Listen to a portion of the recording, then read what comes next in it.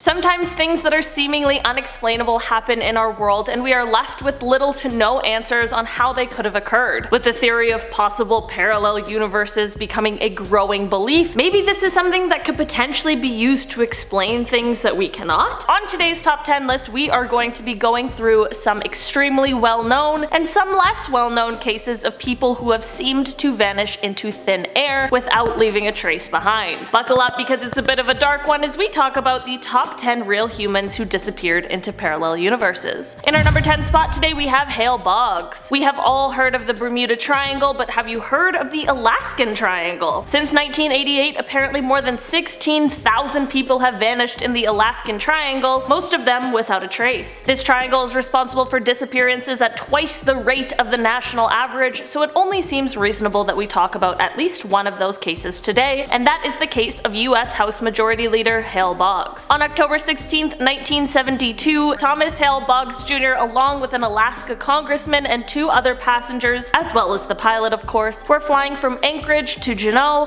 when their flight suddenly vanished. The disappearance of the plane caused one of the country's largest search and rescue missions ever, which involved 40 military aircrafts, 50 civilian planes, and a 39-day search that expanded 32,000 square miles. Despite this, there was never any kind of sign found. No wreckage from the plane, not even debris, no human alive or otherwise was ever found. It was like they all completely vanished into thin air. Having people like this on this list is not to make light of the real people who disappeared under these kinds of mysterious circumstances, but rather to bring attention to just how strange that really is. In our number 9 spot today we have Ambrose Bierce. This story is particularly interesting because of the fact that Ambrose wrote a story called The Unfinished Race, which was about a mysterious and seemingly impossible disappearance, only to disappear later himself. In October of 1913, Ambrose was 71 years old and he left Washington DC for a tour of his old Civil War battlefields. Little is known about what exactly happened from here, but rumor has it that he crossed the border into Mexico, which was in the midst of a revolution. It is apparently here that he witnessed the Battle of Terra Blanca. The last known communication he had with the world was a letter he wrote to a friend in which he said, "As to me, I leave here tomorrow for an unknown destination." After this, he seemingly vanished without a trace. There are many theories as to what may have really happened here and where Ambrose actually ended up, but his true fate is still a mystery even a century later. I do think it is a very weird coincidence for him to have written about a strange disappearance only to do the same himself later in life. Maybe Ambrose knew something that we don't? In our number 8 spot today we have Gavin. This story is a little different and it comes from a Reddit user called Theus_Eus. They start off by explaining that in school they met a friend named Gavin. They became pretty good friends over their shared love of World of Warcraft. He also explains that Gavin was a pretty socially awkward kid but was also incredibly smart with an IQ apparently around 180. After time passed, the pair became best friends who would often go over to each other's houses to play games, watch YouTube, you know, things that best friends in school do. They carry on the story to say, "One day I decided to come over to his house uninvited. I just thought we were really good friends, so it was cool. So I knocked on his door and this older looking guy opened, around 40. He had a little bit of a gray hair and a beard. Now at first I assumed this was Gavin's dad because they looked eerily similar, but then I remembered that Gavin doesn't have a dad. I then assumed that he was a relative. I asked him if Gavin was home and he laughed and told me that he's Gavin. I found this a bit weird, but it could just be a coincidence or Gavin was simply named by his uncle. I told him that I'm looking for a 16-year-old Gavin, described him to the guy, and he started looking uneasy. After some hesitation he said Gavin was not home. I asked him when he was going to get home, didn't really go into questioning who he was, and he gave me a time after thinking for a few seconds. So then I came over at the given time and my friend 16-year-old Gavin opened the door. I told him that his relative was there. He told me that he has no relative with the same name as him, and he also told me that he was home at the time I came and met the 40-year-old. We both found this extremely weird and our only explanation is time travel. I still keep in touch with Gavin, who happens to be studying quantum mechanics. We still haven't told anyone this story. To be honest, I'm not sure if this one is a parallel universe story or a time travel story, but all I know is that something strange was definitely going on here, and that is why it had to be included on this list today. I'm just glad that the regular kid version of Gavin ended up coming back. In our number 7 spot today we have Orion Williamson. This story takes place a while ago in July of 1854 on a farm near Selma, Alabama that belonged to Orion Williamson. Orion and his wife and child were sitting on their porch when Orion got up to go and bring the horses in from the pasture. His wife and child watched as he went out into the field, and even his neighbor neighbors on the far side of the field saw him and got away from him, but this was the last time he was ever seen. How could someone who is basically being watched by multiple people just vanish without a trace? Both his family and his neighbors searched the field trying to find any sign of what could have happened, or maybe a hole that he could have fallen into, but to no avail. In the days that followed, the field was covered with people and bloodhounds searching as well, but there was never any sign or trace that led to anyone being able to find out what exactly happened to Orion. Despite the time that has passed, his disappearance still remains a huge mystery with no evidence to go on. In our number 6 spot today, we have Amelia Earhart. Amelia Earhart was an author and a pilot in the 1920s and 30s. She broke records by being the first female aviator to fly solo across the Atlantic Ocean, and she also played a huge role in the formation of the 99s, which is an organization for female pilots. In 1936, Amelia started planning her around-the-world flight, and she even had an entire plane built with her specific modifications, such as additional fuel tanks. There were 2 attempts at the world flight, the first one obviously being unsuccessful, but the second was catastrophic. Amelia was flying with navigator Fred Noonan when they lost contact with anyone on the ground. What's crazy about this is that they know virtually everything that happened on that flight until those final moments when everything became a mystery. They have never been able to find the plane, or Amelia, or Fred. Some theories as to what happened are that the plane ran out of fuel and crashed into the ocean and sank, where some have suggested that maybe they made it to a nearby island but were found and killed for some reason, but the truth is that no one really knows for sure. In our number 5 spot today, we have Charles Ashmore. In 1878, Charles Ashmore was just 16 years old when he left the house on a November evening to grab some water from the well. His family rightfully became worried when he didn't return right away, and his father and sister promptly went out searching for him with a lantern to light their way. Because of the time of year, his footsteps were visible in the light layer of freshly fallen snow, but here's where things get weird. About halfway to the well, Charles' footprints just abruptly stop. There was no sign of a change of direction, a struggle, any jumping or sliding. They just stopped as if he had simply vanished. Of course, his father and sister rushed to make sure he hadn't fallen down the well, but it was so covered in ice that there was no way. Despite their best searches, they were never able to find either Charles or any clues of what may have happened. But things get even stranger. 4 days after his disappearance, Charles' mother was out searching for him when she heard his voice calling for her. She frantically searched around, and despite hearing his voice clearly, she couldn't see him at all. From that day, more friends and family members also reported having this same sort of experience. As time went on, the calls grew fainter and fainter as if he was calling to them from a farther distance, and eventually by summer, the calls had stopped entirely. Charles' disappearance still remains a mystery to this day. In our number 4 spot today, we have Bruce Campbell. On April 14th, 1959, Bruce Campbell was sleeping next to his wife in a motel that they were staying at. The couple was on a trip from their hometown in Massachusetts across the country to visit their son. The couple stopped at a motel in Jacksonville, Illinois, which was meant to be their only overnight stop, but unfortunately things took a very dark turn on this night. Bruce's wife awoke a few times in the middle of the night. The first time she found everything to be normal as her husband was asleep beside her, but the final time she woke up, Bruce was nowhere to be found. All of his belongings, including his wallet, his car, his clothing, aside from the bright green pajamas he had gone to bed in, it was all in the motel. The only thing missing was Bruce. Very sadly, this was the last time Bruce was ever seen, and there has since been no explanations of what happened to him and no trace that might lead to an answer. It is exceptionally strange for something like this to happen, and for all of these years to go by with no leads, no witnesses, and really nothing to go on. Hopefully one day we do get some answers as to what happened to Bruce, because it certainly is weird for a man to just vanish into thin air like that. In our number 3 spot today, we have Barbara Bolick. On July 18th, 2007, Barbara and a friend named Jim went for a hike in the Bitterroot Mountains of Montana. Barbara was an experienced hiker and was carrying a small black bag with some essential items as well as a pistol for safety at this time. The pair headed to an overlook to stop for a snack, and Jim stopped to look out at a scenic view for a moment with Barbara about 20 feet away from him, but when he looked back, she was gone. Not only was she an experienced hiker, but she was also familiar with the area, so it's seemingly unlikely that she would have gotten lost, not to mention the extensive search efforts that took place almost immediately after. Also, the fact that she had a weapon with her is important. While it is possible that if someone else is the cause for her disappearance and could have unarmed her, it is strange to think that she was so near to her friend and he didn't seem to hear a thing. Jim was very willing to cooperate with investigators, so he hasn't been considered a suspect throughout the investigation. There were 2 other men with dogs in the area who have not been identified, but they also aren't believed to be suspects, just possible witnesses. Barbara's husband also explained that she was afraid of heights, so she wouldn't have ventured near the precipice or off the trail. It is still unclear what exactly happened to Barbara and where she went, and for all intents and purposes, it appears as though she just simply vanished. In our number 2 spot today, we have D.B. Cooper. The classic case of D.B. Cooper is a well-known one, and one that I actually discussed in my first ever video here on Most Amazing Top 10, but how fitting to be on this list, because what the heck happened to him and where the heck did he go? On November 24th, 1971, a man who said his name was Dan Cooper boarded a flight from Portland to Seattle. Once the plane was in the air, Cooper handed a note to the flight attendant, who dropped it into her purse without even opening it. Cooper leaned over and whispered, "Miss, you'd better look at that note. I have a bomb," which is probably the number 1 thing on the list of the top 10 things no flight attendant ever wants to hear. After showing her the bomb, he began to list his demands, which were $200,000 in cash, 4 parachutes, and a fuel truck standing by in Seattle to refuel the plane for when they arrived. At 5:39 p.m., the aircraft landed at the Seattle-Tacoma airport. After receiving the items he had requested, Cooper ordered all the passengers and some of the flight attendants to leave the plane. The plane then took off again, and when it landed in Reno, Nevada, Cooper wasn't on it. The search for Cooper was one of the most extensive in the US history, but he has never been located, and no one knows who he really was or what happened to him after this whole ordeal. Maybe DB knew something we all don't and he vanished into another universe? If so, why did he have to hijack a plane to do so? It truly is one of our biggest mysteries that may never get solved. In our number 1 spot today, we have James Tetford. James was born sometime around 1844, and while not much is known about his early life, the story I'm here to tell you today starts in the 1940s. James and his young wife Pearl were living in Fletcher in Franklin County, Vermont, and things began to get strange when James was returning home from his World War II military service. Well, actually, by the time he returned home, he found that Pearl had vanished and that their home had been left abandoned. There was no signs of where she might have gone, and no one in the family had any more information. Surprisingly, however, this is not the disappearance we are here to talk about. Just a few years later, in 1949, James was on a bus heading home from a trip where he was seeing family. There were around 14 other passengers on the bus who all confirmed seeing James aboard, as well as multiple more people who confirmed seeing him board the bus. Also, those on the bus testified to seeing him remain on the bus during the bus's second last stop before arriving at his destination. This all means that somewhere between the second last stop and the last stop, James disappeared and no one ever saw him leave the bus. All of his belongings were still on board, and he even left a local bus timetable open on his empty seat. This is another one of those disappearances that simply just don't add up. How could this possibly happen? With all of these witnesses, you'd think that someone would have seen something, right? Unfortunately, this was the last time James was ever seen or heard from. Again, like I mentioned at the beginning of this list, these are of course real people who disappeared, and including them on this list was not to make light of any of their disappearances, but rather to discuss the extenuating and strange circumstances that surround each one. Alright guys, that has been our list for today. Thank you so much for checking it out. I've been your host today, Olivia Kozlowski, and I'll see you next time.